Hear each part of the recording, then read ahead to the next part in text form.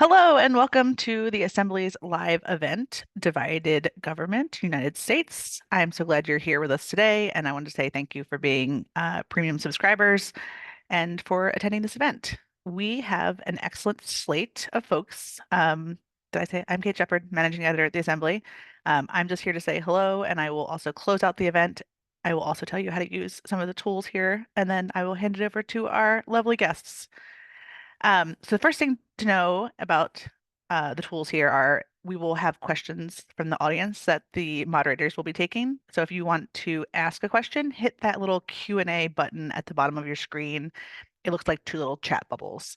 Hit that, and then our moderators will see them. We don't always get to all the questions, but we will try to get to as many as we can. And then we keep a note of other questions that we don't get to, so we can follow up with you if we have time and capacity. Again, thank you for being here.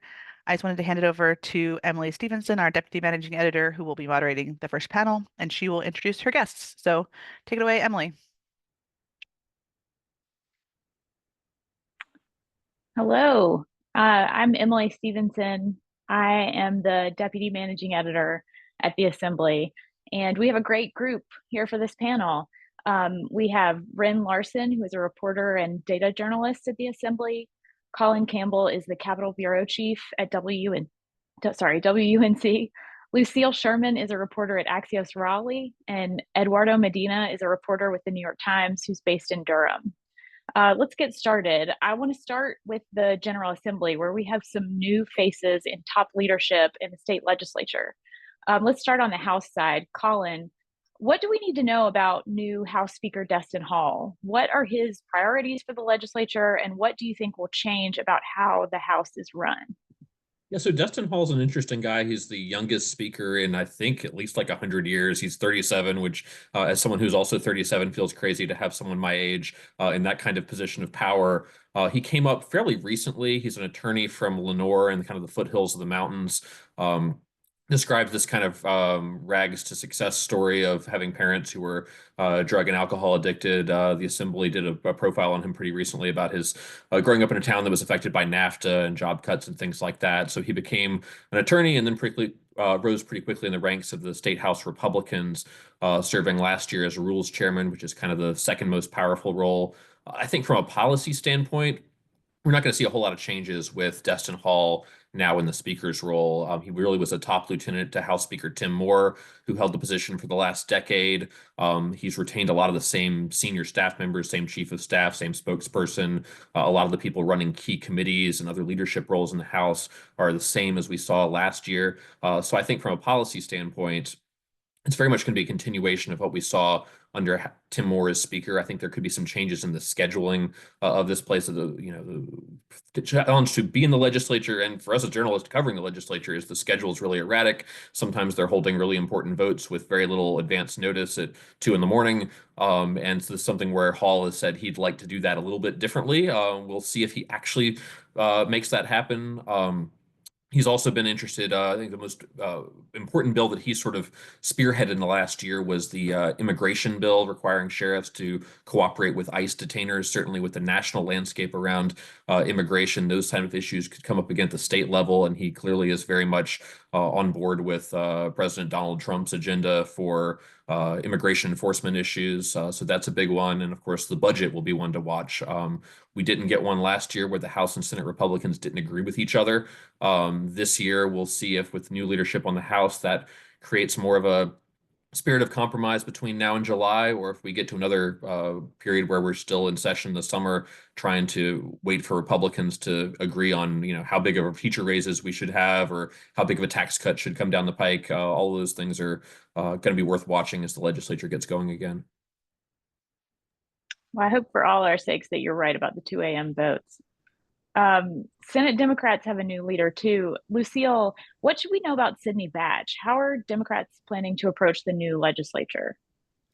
Yeah, so Sydney Batch is really interesting. She is a mom, which normally I don't feel like is worth mentioning sometimes, but in this scenario, it's really important to have, you know, people of all kinds in the state legislature, and having someone who has other things that they need to tend to, has a job and a family, is not something that we see across the board in the state legislature. So that's one thing. She has represented Wake County since 2018.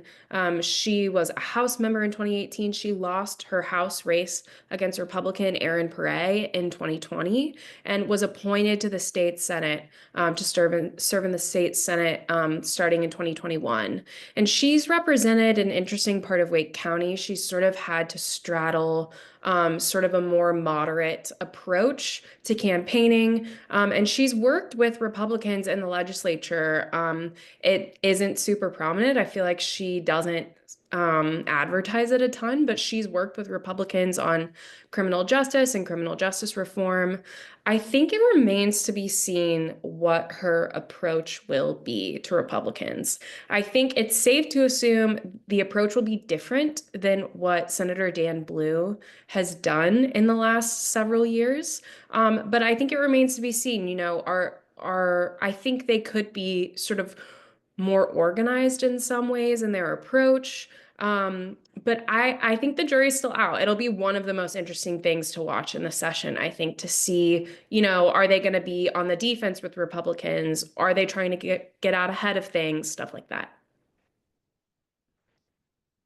Ren, you've written for the Assembly about how Democrats broke the GOP House supermajority in the last election. You've also written about a handful of House Democrats who have voted with Republicans at times in the past to get legislation done. Do you think there are any Democrats in the legislature who will vote with Republicans on controversial issues? And what do you think those topics might be? Yeah, absolutely. So a little bit of background. There are a few well-known names of Democrats who have sided with Republicans on key bills. And while one of them, former Representative Michael Ray, lost in a primary last year, there's four individuals still in our office who we have a track record for voting with Republicans. The one who is most likely to side with Republicans is Representative Shelley Willingham out of Edgecombe County. He's had the highest percentage of votes where he's voted with Republicans among other Democrats still in the legislature in the past. But also there's Representative Cecil Brockman in High Point, Representative Carla Cunningham in South Charlotte, and Garland Pierce, whose district is definitely more conservative than others. And so the issues that we're looking at are, school choice, energy, and gender-related bills are some of the areas where these legislators have crossed from their Democratic colleagues' stances and voted more with Republicans. But we also have seen that, especially with Brockman, he's just not shown up to the legislature at times of key bills, and this can then help Republicans have the number of votes that they need to crack the supermajority if enough people don't, stand up and vote and show up at the legislature. Yeah, that absence point, I think is going to be a big one, because when it's a one vote difference on a supermajority, I think it's like if two Democrats are absent and all the Republicans show up, that's enough to override. And so I think you might see a return of what under former Speaker Tom Tillis was called the veto garage, where the governor vetoes a bill and then he parks it in the garage for weeks or months until he looks out and sees, oh, I've got the exact right number of votes I need in the chamber right now and the exact right number of people who didn't show up today. And then you suddenly see the vote get called. So I think that's one to watch for, in addition to persuading one Democrat to cross party lines on a particular issue, which is something Destin Hall has said he thinks he can do.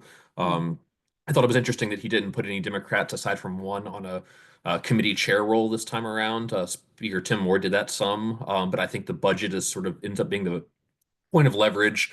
A lot of these moderate Democrats are able to get a lot of money for what they're often are poor districts that need money for nonprofits and other projects, and that's sort of where they sort of flex their muscle in terms of negotiating and using their vote to get a big boost to whatever community they represent. Yeah, absolutely. So Yeah, this year we only have Shelley Willingham as a chair of a committee. And I think you tweeted out yesterday, Colin, that that chair at the ethics committee always has a Democrat and a Republican. Whereas, 2 years ago we had, well, Becklin Cotham was a Democrat. She was a chair of the education committee, and Willingham and Ray, I think, had chairs as well. Yeah, so that's a big change for Hall. So it would be interesting to see how he approaches sort of the cross-party collaboration any differently from Tim Moore before him. But this is maybe a sign that he doesn't feel like he needs to go extra hard at getting these one Democrat to cross party lines on a key bill. One area that I think everyone agrees is a priority is doing more in Western North Carolina as far as hurricane recovery and disaster relief. Eduardo, what else do we expect the state legislature to do on that subject? And what does North Carolina need or expect from Congress and the federal government as far as disaster relief? Yeah, that's a great question. Also, thanks for letting me be on this panel. And all the reporters on this panel are brilliant, and everyone should read everything they write. That's what I do. I think like the short, easy answer for everyone, all parties involved, I think it is more money, right? I mean, this is a storm that caused, I think the state put it at $60 billion in damages. Destin Hall the other day said 50 billion, 50, 60. This is a tremendous amount of money, and it's like, I mean, insane amount of damage in this area. That bipartisan spending bill that Congress passed was 1.6 billion. So you can, just from hearing the disparity in those numbers, it's just obvious that they need more money, right? And I think the tension in all this is time. I mean, I think this is why you saw, well, before I get to, let me say this, that money from Congress, this is going to take a while to get into these local communities. I mean, at least several months, from my understanding. It has city councils have to approve it. Then HUD has to see this, and they have to send plans to HUD by summer of 2025. And so that's why I think that the tension of all this is time, because this is a region that's really relying on tourism for its economy. Not many people are trying to go out in the winter, especially out west, right? And so a lot of these businesses are at risk of failing, of not being able to sustain themselves until the summer, let alone the fall, right? I think this is why you saw in December, Mark Pless, who represents a district out west, he's a Republican. I mean, he was pissed, right? This is why he didn't initially support this. And because, I mean, he told me and other outlets this, time was of the essence with this money. And that was where a lot of that frustration came from. But I think, the Destin Hall has said that funding for Western North Carolina will be a big priority this year. I don't think anyone doubts that, right? We'll see how Governor Josh Stein's administration works with the legislature to get any of this done. I mean, I think something I've been thinking about too is, let's talk about Trump administration. I mean, we see in California how Newsom and Trump are bickering, right? And Trump even threatening to withhold aid to that part because of this political, they've just been annoyed with each other, these two figures, right? And I thought it was telling, maybe there's something to this, but I thought it was interesting at Governor Josh Stein's news conference this week about the winter storm. Someone asked him what he thought about Trump visiting. Is he visiting Asheville? I don't know what city he's actually visiting Western North Carolina, but he's coming to Western North Carolina on Friday. And Governor Stein, very diplomatic answer, said we're glad that this is a priority in his mind, and we're happy to see him here. So we'll see how, and that area is not as blue or liberal as California is, right? So even being from a cynical take here, this is an area that Republicans care about. This is their base. So we'll see how that plays out. I think that'll be interesting to see. But the bottom answer is this area needs more money, and all sides agree on that. It's just a matter of how much they'll get. Yeah, there's going to be this interesting interplay between Governor Josh Stein as a Democrat leading up all these state agencies that are sort of going to parcel out a lot of this federal money, coming off the heels of Governor Roy Cooper's getting a lot of criticism for the slow response to rebuild housing after the last couple of hurricanes. We're already seeing some oversight committees dealing with that and sort of how to create a better system this time around. One of those committees, I think, is meeting next week on the first day of the legislative session. At the same time, you've got federal agencies that are going to be going through, new leadership under the new administration. And so does Stein get along with the Trump appointees? Does the legislature get along with Stein? All, while we have these huge, as Eduardo mentioned, pressing needs to get businesses back up and running in some of these communities where the businesses are either flooded or they just haven't been able to make it through the winter with the lack of tourism in the area. And then the housing needs, is FEMA going to get people some sort of temporary housing, or are they going to get kicked out of hotels at some point, has been a big theme up there the last few weeks. So there's a lot of intergovernment cooperation that needs to happen, and in a highly partisan atmosphere, it's a big question whether it actually does happen. Are y'all able to tell at this point whether the new governor has a different approach to Western North Carolina recovery and working with the federal government than the previous governor did? I've been running this down. I do think it's safe to say that he is definitely going to be a different governor than Cooper was. They're different in personality, as similar as they seem, and as similar as their circles seem. I think they're going to be very different people and have very different approaches. And I think Stein's challenge will be balancing the narrative of like, we're going to do something different than what's been done without trashing the previous governor. I think that'll be a really delicate balance, and I'm looking forward to seeing how he talks about that. But I have heard also that he's going to be more hands-on with his cabinet members, and that really differs from Cooper. Whenever Recover and See and everything that's happened with Matthew and Florence recovery, we've seen Cooper sort of kind of keep it at an arm's length and stay out of it. I don't know if that will really be the case with Stein. I think that's just sort of a difference in management style as well.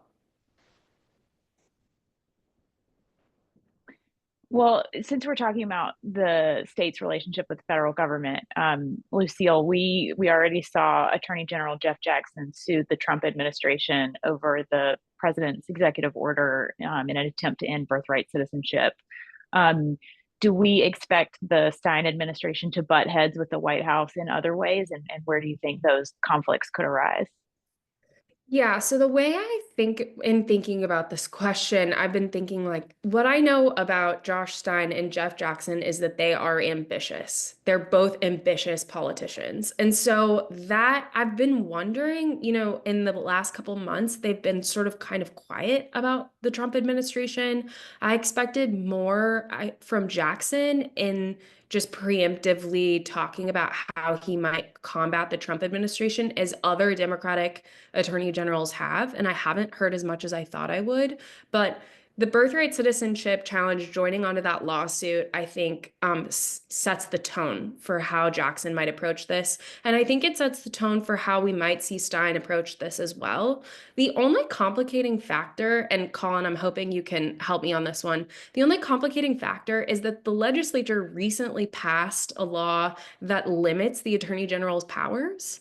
And so that could sort of affect how we see Jackson sort of interact with other states joining together on these cases. Colin, can you help me out? Yeah, that's an interesting one because the law seems to really be designed to sort of force the attorney general's hand. Like when someone sues over something the legislature did, typically it's the attorney general's office that's going to defend the state. In the past, we've seen Josh Stein as attorney general opt not to do that, saying he thinks the law, whether it's about abortion or something else, is unconstitutional. And so he's not going to defend it. And then the legislature has to go in and hire their own attorneys to defend the lawsuit. So the law that just passed seems to sort of put a curb on that.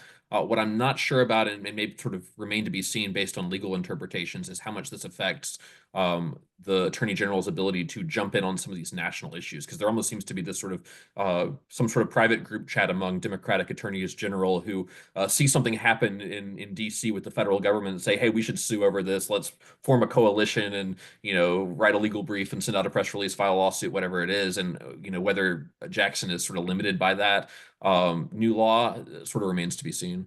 Yeah, and I think I'd say too that thinking back to Stein's time as Attorney General, he wasn't really afraid to join in on those kinds of things. And I think that might be an indicator of how he might approach the Trump administration when he's governor too. For sure. Yeah. I think, more so than when Roy Cooper was Attorney General, Stein was all over whatever the big national issue du jour was. So that sometimes I would learn about a national news event from a Josh Stein as Attorney General press release because I was so focused on North Carolina news. Like, oh, that's happening in DC. I guess the Attorney General is on it. Well, switching gears a little bit, I want to pivot to a question that came in the Q&A, and I want to use this opportunity to remind everybody that you can use this Q&A function at the bottom of your screen to ask questions. We got a question from someone about the Allison Riggs, Jefferson Griffin Supreme Court election. This person asks why it's not getting a lot more attention in local media. I do think there have been a lot of stories about this fairly recently, but it did seem like it was sort of a slow build. And I'm just curious what you guys think about, whether this is getting a lot of attention now, and if you have thoughts about where this race is headed. I know there was news overnight about it, and this can be for whoever feels comfortable talking about it. Yeah, it's one of those ones where I think, the local media has been kind of all over it. I know my colleague at WUNC, Rusty Jacobs, seems like he's writing a new story about a new turn of events in this almost every day. But national, I think, has been slower to pick it up. I think if the courts actually act to overturn the election and hand the seat to Jefferson Griffin, that's when you're going to see suddenly a lot of, cable news stories and things about it. But it's sort of more of a local story now, I think, in part because it's going through this very long, drawn out procedural legal fight with new briefs released every other day, or it's moved to a different court the next day. So the latest news on that is that the NC Supreme Court, which looked like it was about to take some kind of action on this, instead is now kicking it back to the lower court, saying the Wake County Superior Court is where this process needs to start under procedure, even as this, I think the brief that we saw last night from Chief Justice Paul Newby and a couple other Republicans seemed fairly sympathetic to Griffin's legal arguments to throw out 60,000 ballots. So we certainly see there's an interest in this legal argument by Republicans on the Supreme Court, but now it's going to take so much longer if it has to go through Wake County Superior Court and then the Court of Appeals, and then we'll see next week if a federal court intervenes and takes this on. There's a lot of moving pieces here, and once you start naming random judges in different branches of the judicial system, people start to get bored and a little bit distracted from the larger argument of should we throw out 60,000 votes of people who no one is actually accusing of doing anything wrong or breaking the law themselves? Yeah, I would agree with Colin's initial statement, where a lot of outlets have covered the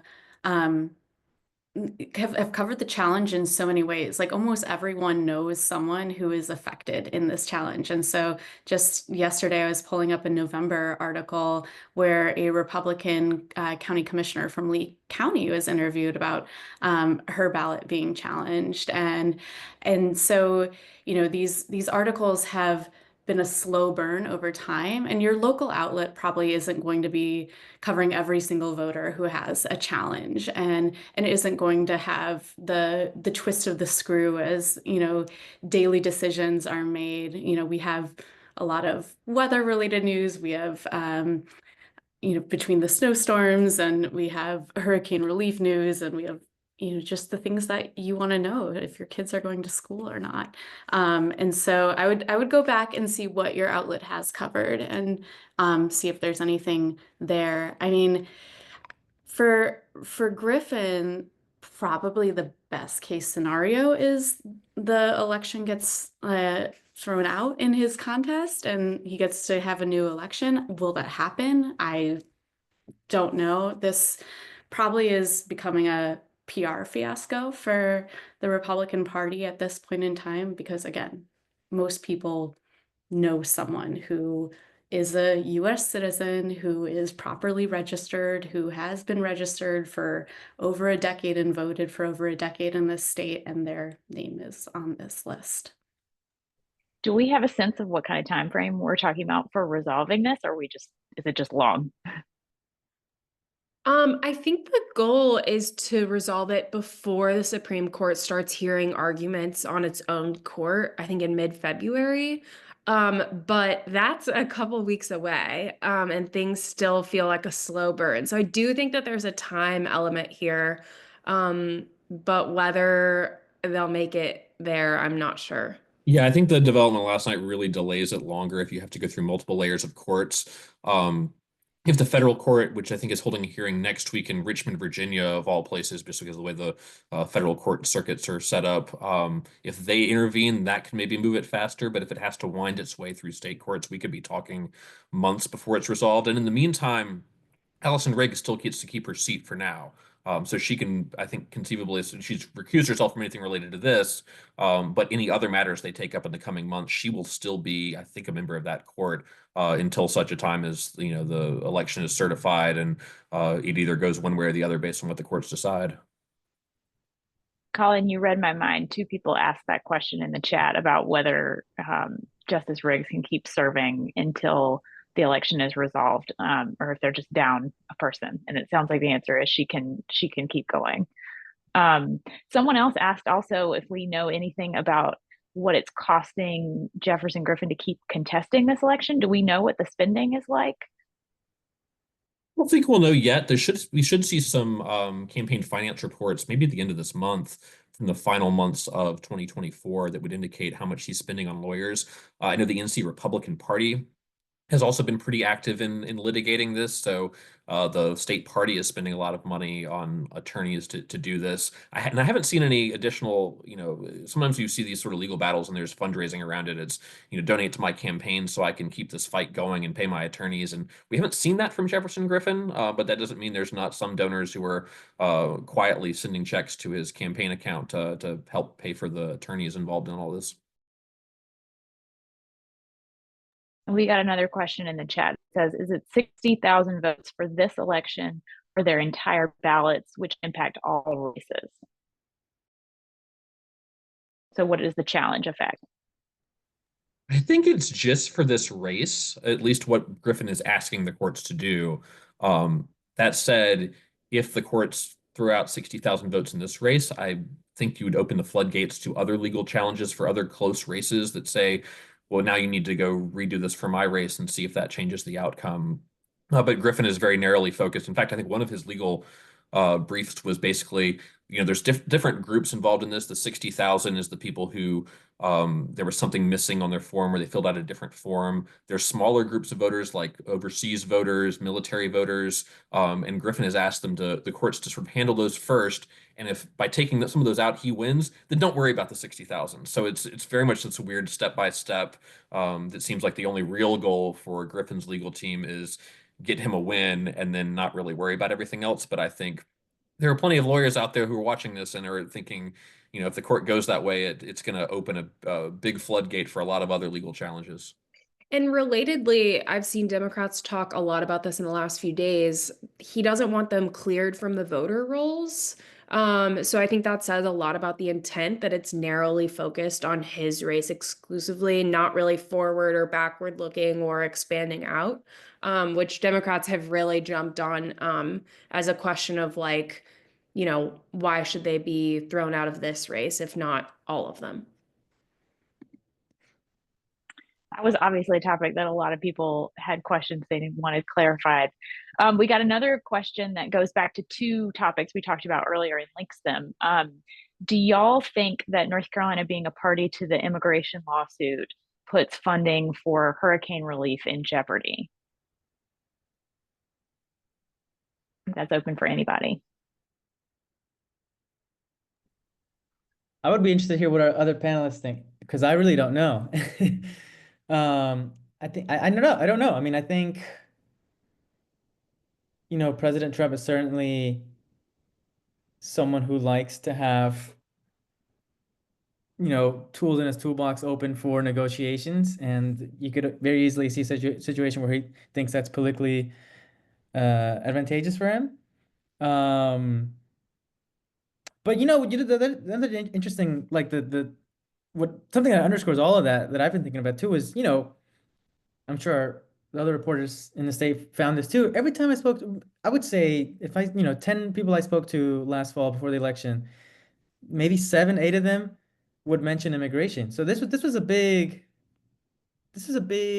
issue for a lot of people, and I think Democrats saw that certainly, right? You saw even Biden buck a bit towards being a bit more hardline on immigration. So I do wonder what the pushback will look like now, knowing that this is something that more Americans are thinking about across the country, North Carolina too. And I don't know. I guess it'll be interesting to see what that back and forth is like.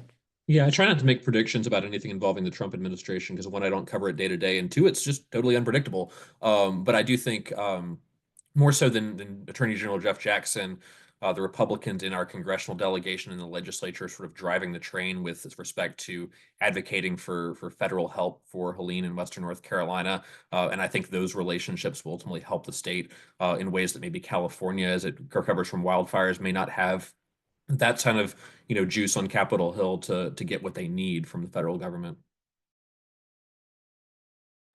All right. Well, on that note, we need to wrap this up and hand off to John Drescher for the next panel. Thanks to all of y'all for participating. Thanks so much. Thank you. Thanks, Emily. And thanks to the panelists there. And really excited to to talk with our guests on the panel here. I just want to make sure they're on. Yeah, there's Asher. And waiting for John Hood to enter, and then we'll begin. There he is. All right, John. Yeah, you go. All right, we're all here. I'm John Drescher. I'm a senior editor at the Assembly, and really happy to have two terrific guests here with us today. First is John Hood. He's president of the Pope Foundation, longtime analyst and columnist for the John Locke Foundation.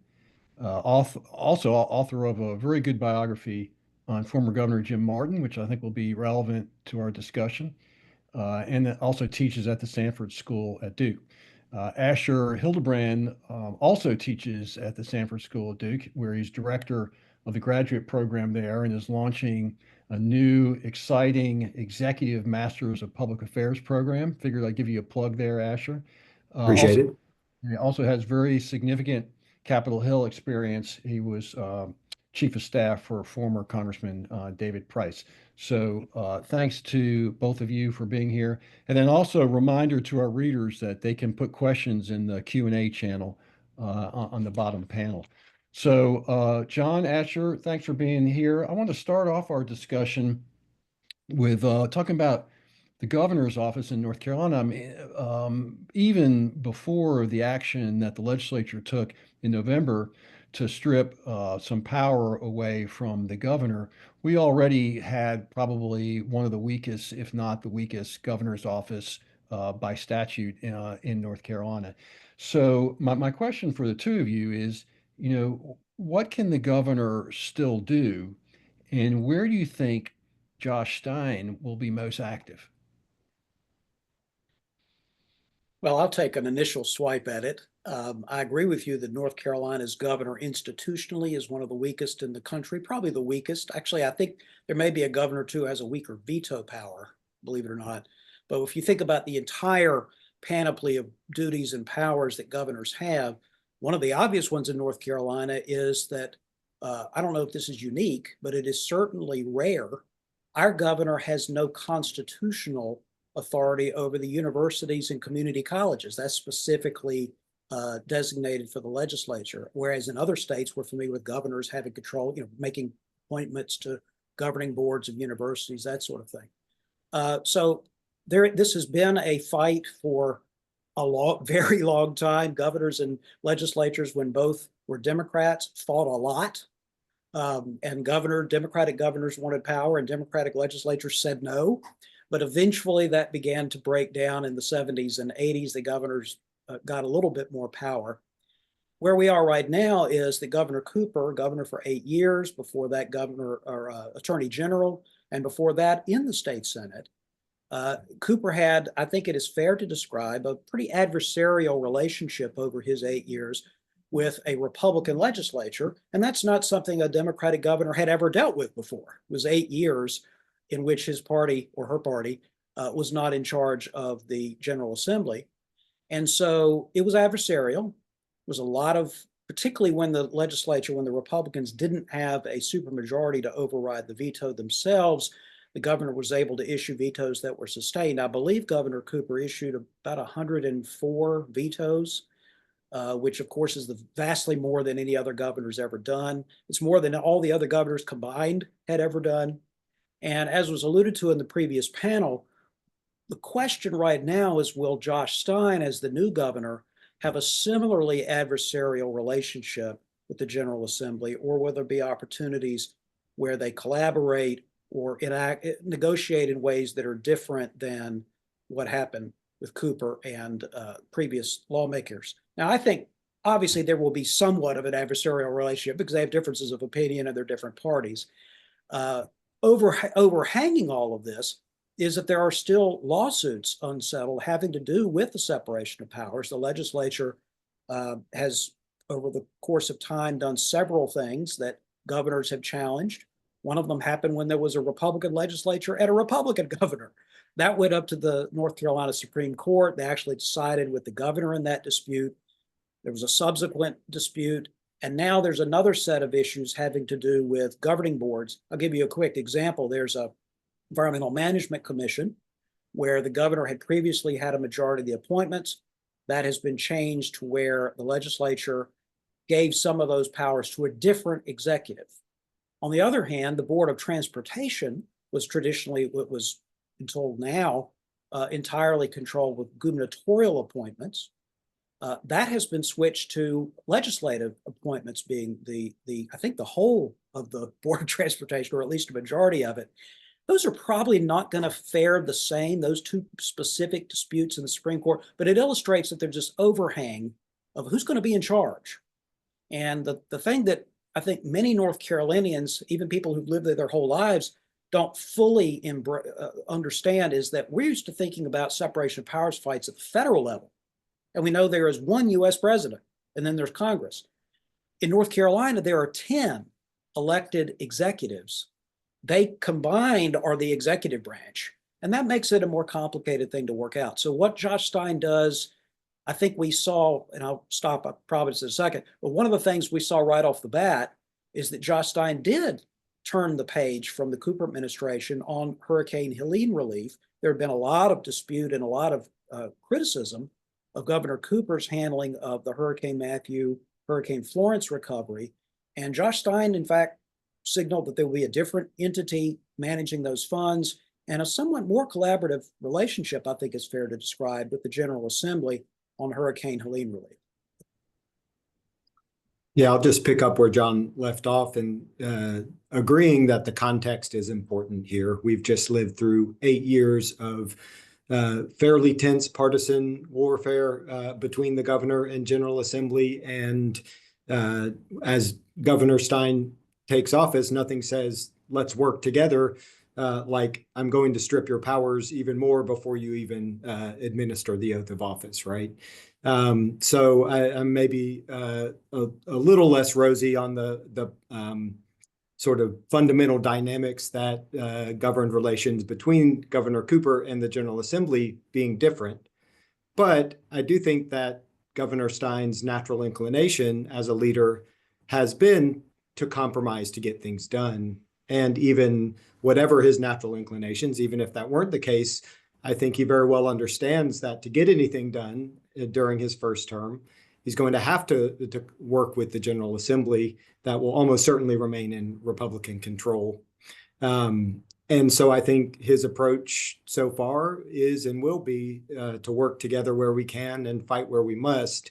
And I think you see the working together playing out by his appointment of Republicans to his transition team, by the structure he's used for Hurricane Helene recovery. As John says, he's kept key Republican legislators as well as local Republican elected officials, in key consultative positions as he's developed those policies. We'll see how long that holds. And there's only so much that I think Stein can do if the General Assembly doesn't want to work together. But there are some things he can do. And I think another important one is to try to promote as much sort of discipline and common purpose across state agencies as possible, to make sure that they're all kind of singing from the same hymn sheet on something like hurricane relief, where you have a lot of different agencies, a lot of different funding streams, a lot of moving parts, to present a unified front to the Republican leadership in the General Assembly saying, here's what we all think needs to happen, goes a long way to make it easier for them to cooperate than if they're hearing 5 different things from 5 different agencies. And so I think there are things like that that Governor Stein can do on the margin.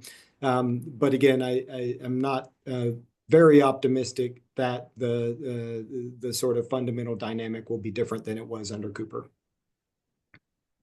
So who do y'all expect to lead when it comes to rebuilding Western North Carolina? Is it going to be the governor, the chief executive, or do you think will the legislature let him lead? Will the legislature give him the room to lead? Or particularly given the problems with the response and rebuilding of Eastern North Carolina after other hurricanes, will the legislature basically exclude the governor and seek to lead the rebuilding effort of Western North Carolina? Well, in Go addition ahead, to John. scale, which is a big difference between Helene and the other hurricanes, all were devastating, but the scale of damage in Helene is one distinguishing characteristic. Another one is in the other hurricanes where there's the ongoing lingering disputes about housing, essentially.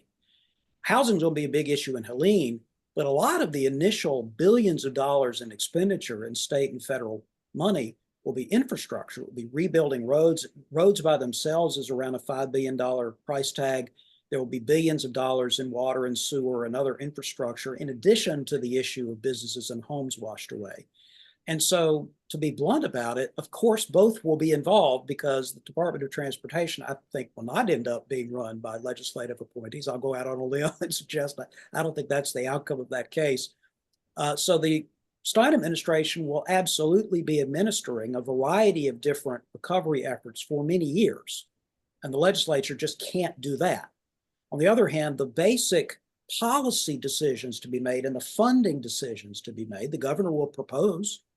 And in Hurricane Helene, I suspect that there will probably be more agreement than disagreement about how to appropriate the funds, where that money is going, and its implications for the rest of the budget will not be a matter of ideology, it'll simply be a matter of math. There's a certain amount of revenue, there's other needs, and then Hurricane Helene is a multi-billion-dollar price tag. So I think this will be, I'm not being Pollyannish about the entire next 4 years, but on Hurricane Helene relief, I suspect there will be a fair amount of agreement, and the governor and his team will have their role, and the legislature will make the funding and policy decisions.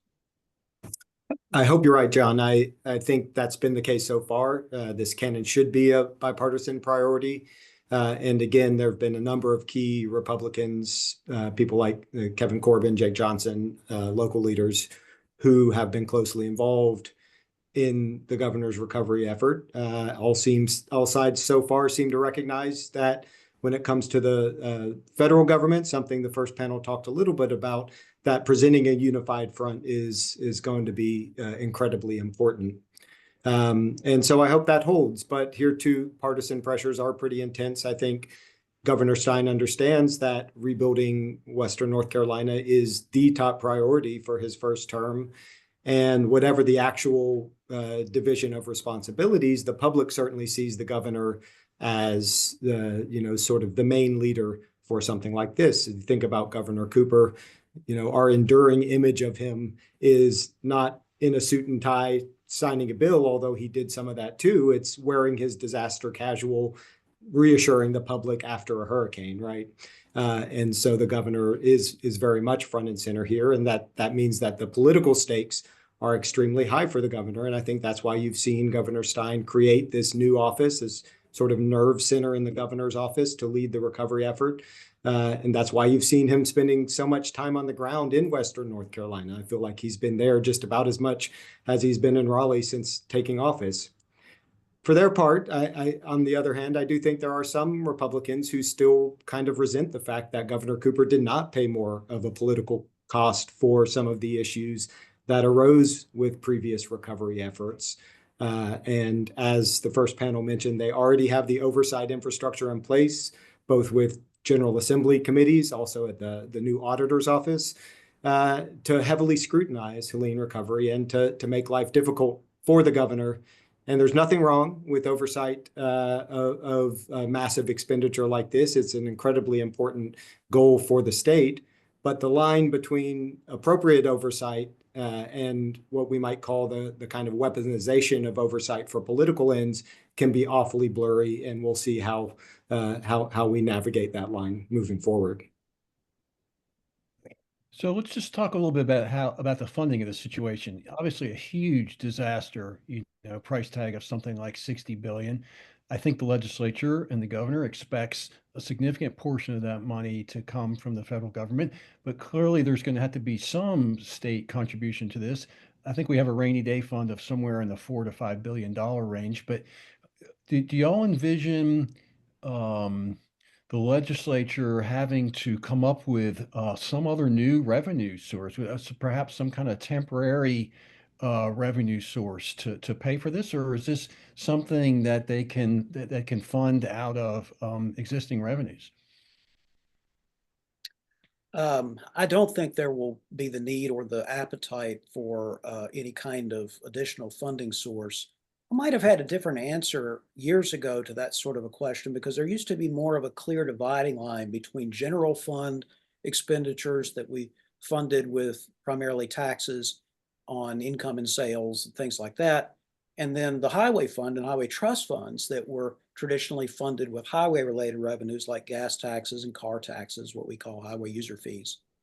But that distinction has been eroded over time. We actually are already transferring lots of money out of the state sales tax, which is general fund revenue, to pay for roads and other transportation. So again, to go back to the transportation one, which I think very clearly the federal government is not going to pay all that cost or almost all that cost.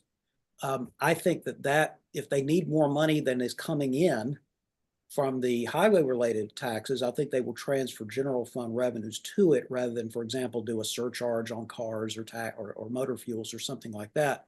More generally, unless I misunderstand the role the federal government will play in the rest of the problem, it will be a very big financial burden for state taxpayers, but it would not require slashing spending in other areas or doing a temporary tax increase, I don't think, fiscally. So I don't think that's where this is going. But where it definitely is going is that people who are already raring to go in the usual budget fights, how big, as was alluded to in the previous panel, how big are we going to do state employee and teacher raises? Is there going to be additional tax cuts in addition to the ones that are already scheduled? What are we going to do about mental health and the correction department and all sorts of other priorities? I think a lot of that is now going to be competing, at least in the short run, with Hurricane Helene relief.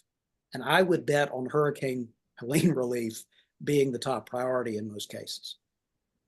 I think that's absolutely right. And just to broaden the discussion a little beyond the short run, whatever the health of our rainy day fund, we also now have a projected budget shortfall, right? And so after years of cutting, corporate and personal income taxes, and so there's going to need to be a reckoning at some point. I think John's right that Helene recovery is unlikely to be the first target. I think there's bipartisan support for trying to do what's needed there. But they're big numbers we're talking about here. I mean, the small amount that was enacted in December is just a fraction of what the governor had estimated was needed. And while there'll be more money forthcoming from the federal government, there's no circumstance under which that covers the entire demonstrated need.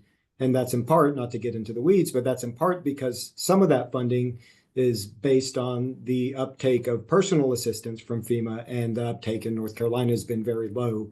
So there'll be less resources available overall from the federal government. And so at some point, we're going to have to do the math on all of this. The fact that we're in a position where we're having to talk about a trade-off between Hurricane Helene recovery and teacher raises, or Hurricane Helene recovery and anything else, to me says a lot about the sort of short-sightedness of some of the tax cuts that have been enacted over the last decade. Well, Yeah, I let's, have John, to say real quick, I want to keep, yeah, go the ahead. notion that there is a budget shortfall, I think you're talking about some projections that were made. There are certain models, there are other models. I'm not sure we're not currently forecast to have a budget shortfall in North Carolina, but of course, there are always trade-offs here. One of the good things the legislature did, something that Governor Cooper criticized him for, unfortunately for the future for him, was building up that rainy day fund in the first place. That ended up being a very wise decision. Most of the initial needs for Hurricane Helene relief will be funded by withdrawing. And it isn't just from the one rainy day fund. We have billions of dollars in other reserve funds and in unrestricted credit balance. So there's quite a bit of cash that is available to pay one-time things. Now, we get 3 or 4 years into the future, and there are other things that happen, and maybe there's a recession, who knows. Now we've got more of a challenge, but I don't think we're going to have a cash flow problem in the coming fiscal year. That's just not my understanding of the numbers.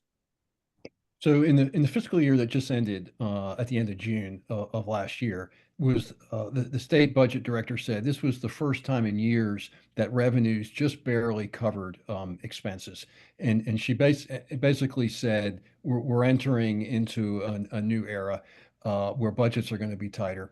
And then the legislature's fiscal staff projects a surplus for the current year that we're in. But then a shortfall starting as much as $2 billion starting a year out in 27-28 for several years.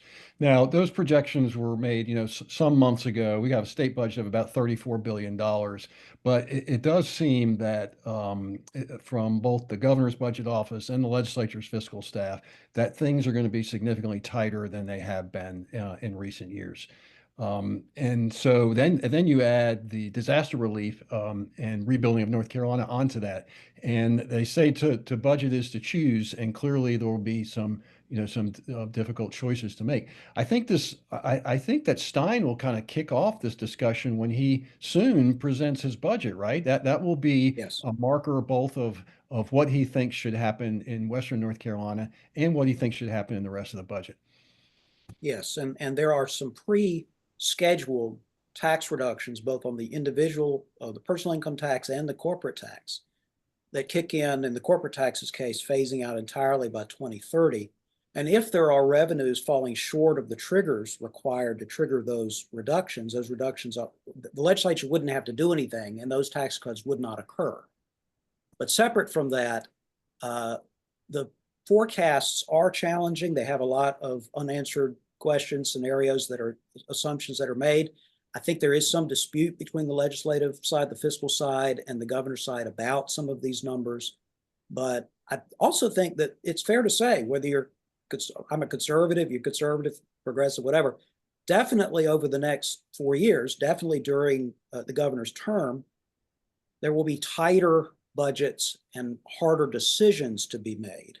Again, it doesn't mean we don't have enough money to pay for Hurricane Helene relief in the next 2 years. We do, I think, but then that has trade-off effects for other things. And in fact, the legislature, and I would hope Governor Stein, they're going to want to rebuild the rainy day fund, because one of its other purposes is, what if we have a recession, which is another possibility. So there's lots of competing fiscal needs that there always are. With more pressure on the budget, we could see some really interesting debates about some other revenue sources that kind of cut across party lines. Things like casino and video lottery. They've already put the sports betting in place. So what y'all take about what kind of debates we could see on issues like non-reservation casinos and video lottery terminals? From what I understand, video terminals still very likely possibility.